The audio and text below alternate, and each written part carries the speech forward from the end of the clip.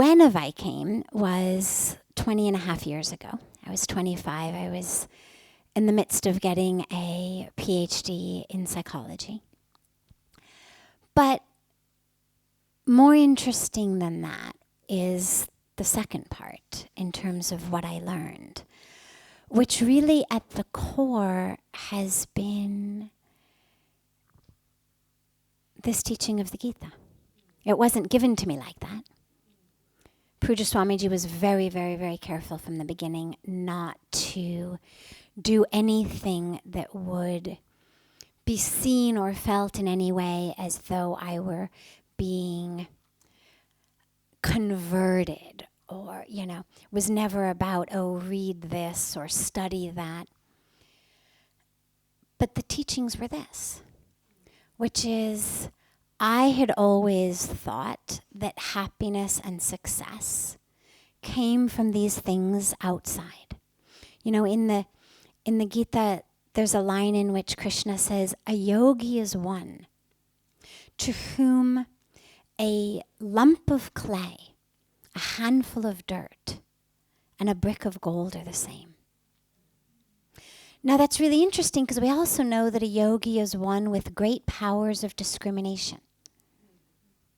So clearly he doesn't mean that you literally lose the ability to feel the difference. But in terms of that which matters,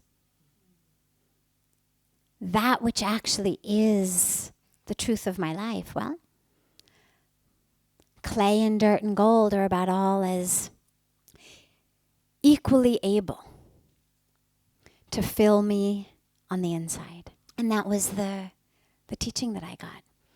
Very experientially, it wasn't in this format. It was much more of being hit over the head with experience after experience that literally knocked me off my feet and onto the floor.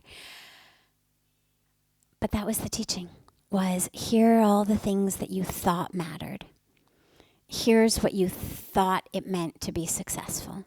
Here's what you thought you needed to be happy.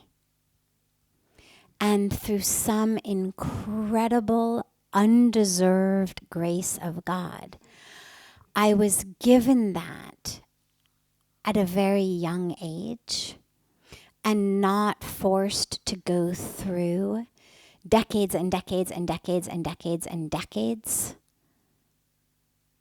of looking in the wrong place for what I was looking for. It's something for which I'm very, very, very grateful. But, as Pujya Swamiji always says, whenever you wake up, it's morning. And so whenever that is, the time is always right. And it's always morning.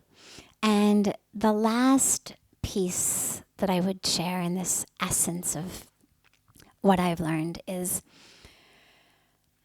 a metaphor that I give about the moon, which is that for most of us, particularly those of us from the West, we're really kind of indoctrinated into this idea of what are you going to be? Like, what's your role here that you're going to...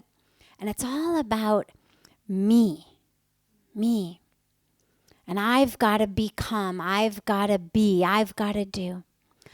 And what I love about the moon is beautiful. And there's, in every religion, so many prayers and songs written about the moon. And a full moon guides home sailors, guides people out of the forest.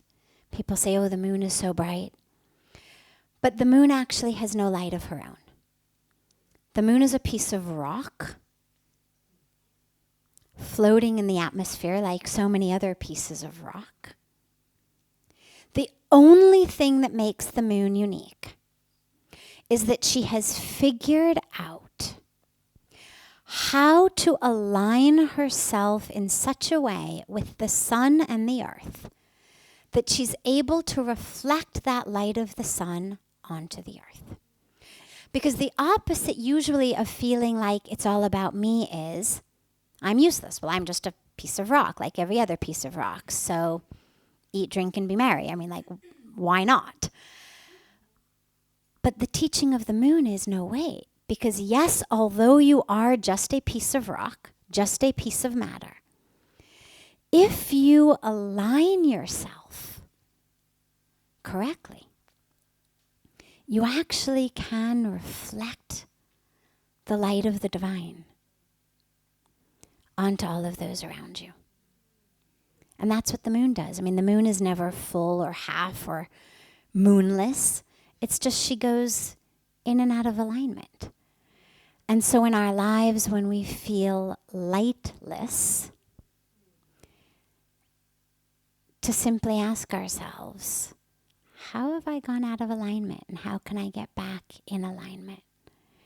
And just to always remember, I've got this incredible ability to reflect light, to reflect love, to reflect peace on the world around me. But never to get lost in thinking it's my light, that I'm the manufacturer of this light. I'm the reflector of it.